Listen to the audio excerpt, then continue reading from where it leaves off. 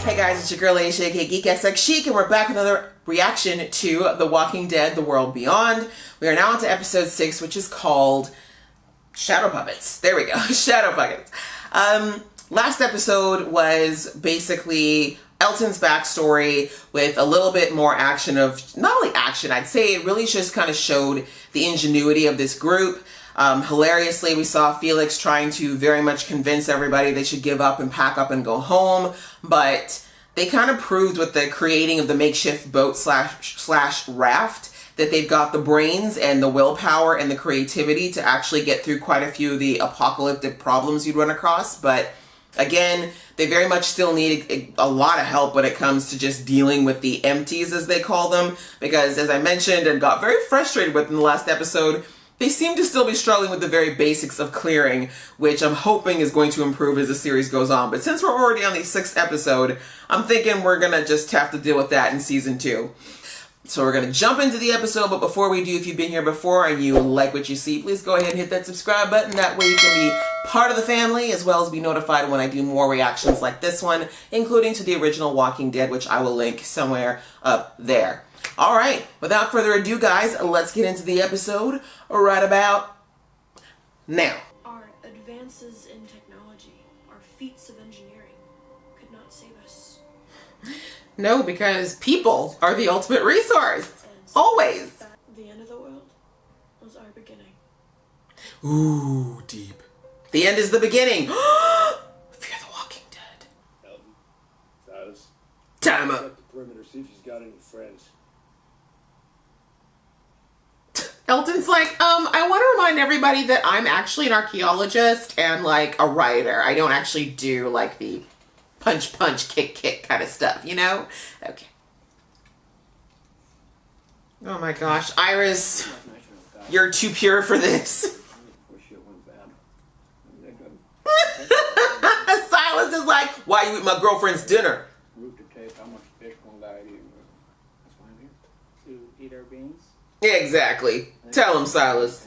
Just be grateful they left you with your life and move on. What? This isn't a vigilante type deal. I was about to say, look around, sir. Not everyone was living behind nice university walls. I'm in Wyoming. It's the middle of February, right? Oh, this guy's a talker. No, he's a con artist. Do not trust him.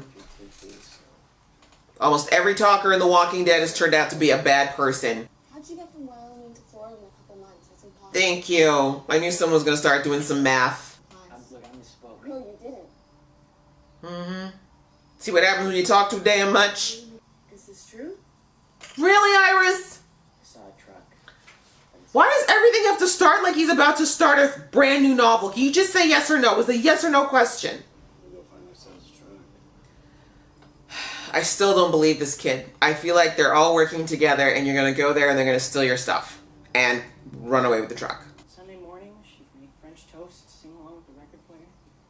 Her voice sounded like a bronchial infection set to music. Damn! Well, tell her about herself then. Jeez. Yeah, collecting samples, taking pictures of worms and stuff. Whatever you need to finish it. Whatever I can do to ease my guilt. You guys had hot showers, food, and beds. In a cushy situation like that, I'd never leave. Well, if we hadn't, we'd be dead right now. Between us, we can do it just fine. Oh, Iris. Whatever you say. It hurts so much to say this because my favorite character on The Flash is Iris and it feels like I'm chastising her. World Crossing. You really don't like that kid. Nope. I don't.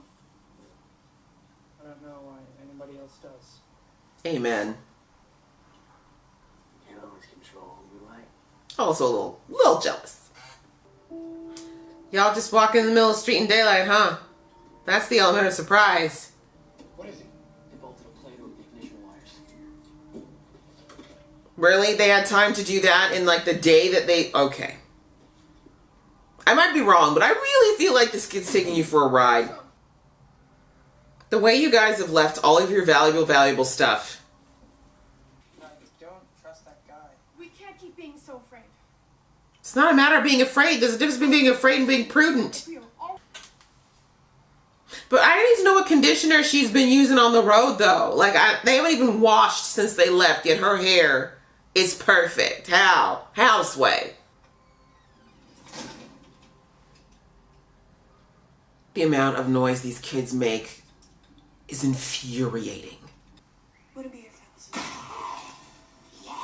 was Why are these walkers stealth all of a sudden? I don't get it. She literally slammed the door so loud a few minutes ago.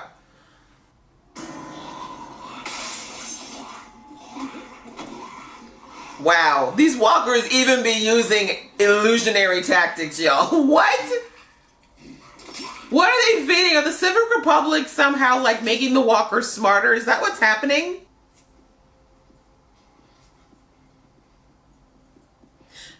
But that dude was up there the whole time and didn't hear doors slamming. Okay. Don't go back there. Iris, you've been dumb all day. Girl.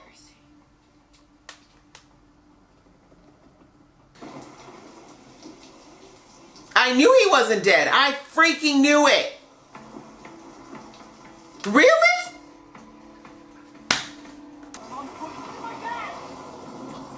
Yeah, well, I'm sorry, but this is all Iris's fault. We can all blame her squarely for this, because everyone was like, why do you trust this idiot? Well, at least he told you his real name. I hope you get a wrench to the face. No, leave her up there. Leave her up there. Are you okay? I'm fine. Something tells me you're not alone in there. Mm-hmm. Serve your rights. As my mother would say, serve your rights. You mind people business. Don't call for Felix. Call for Percy. Oh, gross. Oh, no. Nasty. Still the people from Daiquiri World, I swear to God.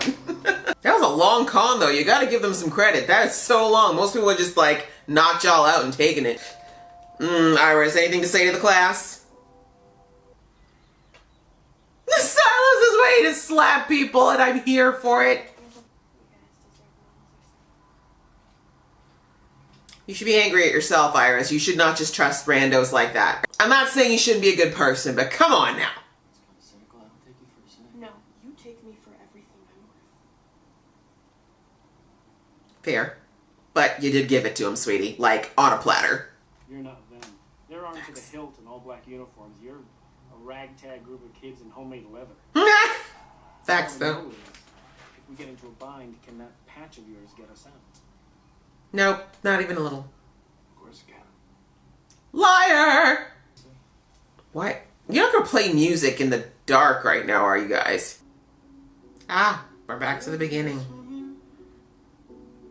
Of course Elton finds this, of course he finds it entertaining. He is a giant child.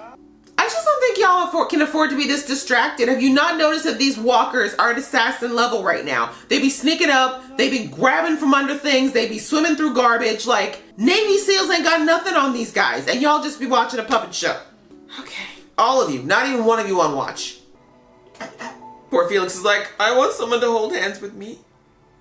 I thought I was your stepbrother or whatever. Okay, guys, that was episode 6 of The Walking Dead World Beyond. And quite literally, at the end, we had, you guessed it, shadow puppets. Yeah, this episode was interesting, I suppose. We have an addition to the group. How long they're going to stick around, I'm not sure, considering that they came in on episode 6. I'm almost positive that Uncle's not going to make it, just in Walking Dead tradition.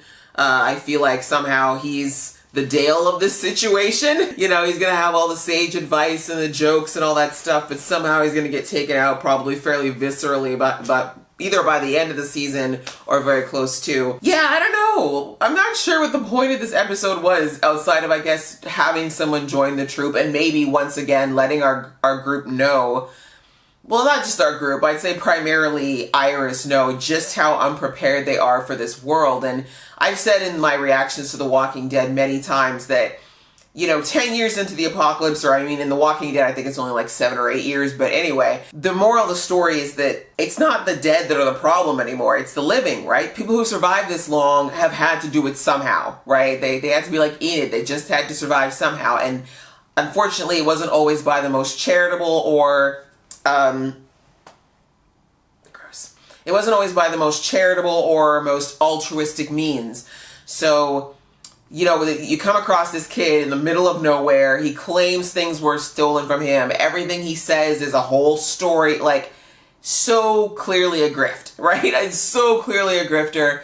And sadly, because poor Iris has been behind walls her entire life and around people she's known and could trust, she just assumes that everybody out there who isn't necessarily, like, I guess, with the appearance that one would assume they would have as far as, I guess, a bad guy, she just allowed herself to be sucked into believing whatever, what's his name, Percy had to say. I mean, I kind of gave her heck in the episode, as you saw, but honestly, like, I'm not trying to squash the part of her that wants to do good. We know in The Walking Dead, there's always people like the Glens. I feel like Iris is kind of the Glenn of this world, where she wants to still believe that there is good in people. She doesn't really want to be doing the heavy or the dirty stuff, so to speak. You got to have a grain of salt. You know what I'm saying? Like, you have to in life, no matter what, apocalypse or no, you got to kind of keep your eye on people you don't know. And it seems like, you know, Iris said she had good instinct, or she thought she had good instincts. And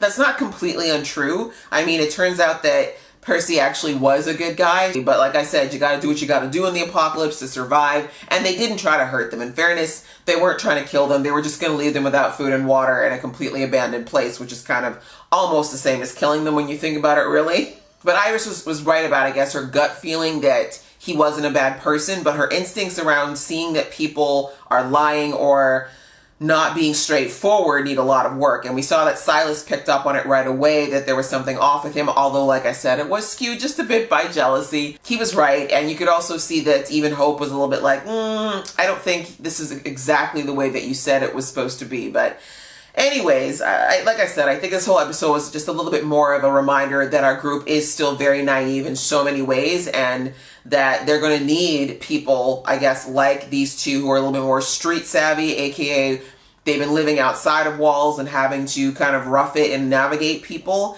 And that's definitely what they're going to need right now, because everybody in this group is still very green behind the ears, with the exception, potentially, of Huck, who still isn't here. Anyway, now at least they have wheels, so that's definitely going to make their journey a lot less crazy, which makes sense, because I was like, we only have like 4 episodes left in this season, because I think there's only 10 episodes for this season, and only 2 seasons overall. I mean, I don't know if they're going to make it to New York, but it's a long way. And I guess the only other thing that was touched on briefly was, of course, now, as I mentioned in the last episode, Hope has now discovered who Elton is. She knows now that she is the last person to see Elton's mom alive, and we're just seeing her struggle with whether or not she should be telling him the truth about this. She's obviously trying to, I guess, assuage her guilt. But, you know, I don't even know what to tell her. I keep saying I don't think it's the right time. Right now, with them on the road, so much going on, so much vulnerability happening, having Elton in a mental space where he could potentially just kind of snap at hearing that his mother is dead, especially that since we found out in the last episode that he's still hoping and wishing that she's alive, which she could be, but the chances are pretty slim. So I'm really kind of on the fence. I'm really right there with Hope on whether or not it's going to be a benefit for her to tell him the truth. But like I said, if he ever sees that bead, like, we now know as an audience what that bead means to him, and he's going to know what it means, and she's going to have a lot of explaining to do. They keep dropping these hints that something's going to happen where these two are concerned, but from what we've seen of Elton, I think he would be forgiving eventually, but it's going to be difficult for him. And like I said, I don't think our group needs anything that could drive a wedge between them at this point when it's such a vulnerable stage. So yeah, that's pretty much it for this episode. It was very interesting watch, even if it was a bit frustrating. I did enjoy it. I hope you guys did too. And if you did, please go ahead and hit that like button. Let me know. And again, if you've been here before and you like what you see, please go ahead and hit that subscribe button and join the family so you can see this geeky face again. All right, guys, until next time. See ya!